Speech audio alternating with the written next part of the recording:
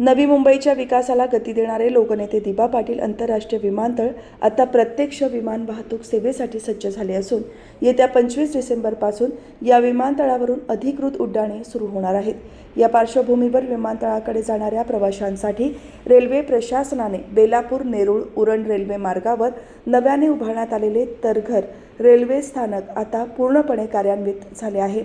हे स्थानक विमानतळाच्या अगदी जवळ असल्याने भविष्यात विमान प्रवाशांसाठी हा मुख्य रेल्वे मार्ग ठरणार आहे। सुमारे 100 कोटी रुपये खर्चून उभारलेले तारघर रेल्वे स्थानक अत्याधुनिक सोयीसुविधांनी सुसज्ज आहे। यामध्ये प्रशस्त फलाट आणि सुरक्षित प्रवेश निर्गमन व्यवस्थेचा समावेश आहे। विमानतळ सुरू झाल्यानंतर या परिसरात होणारी संभाव्य गर्दी, प्रवासी वसाहती आणि व्यावसायिक वाढ लक्षात घेऊनच रेल्वे प्रशासनाने या स्थानकाची निर्मिती केली आहे। या नव्या स्थानकामुळे केवळ विमान प्रवाशांनाच नव्हे तर कामोठे, उल्वे, बामणडोंगरी आणि परिसरातील स्थानिक रहिवाशांनाही थेट रेल्वे सेवेचा मोठा लाभ मिळणार आहे। उरण मार्गावरील रेल्वे प्रवासाला या स्थानकामुळे आता विशेष महत्त्व प्राप्त झाले आहे।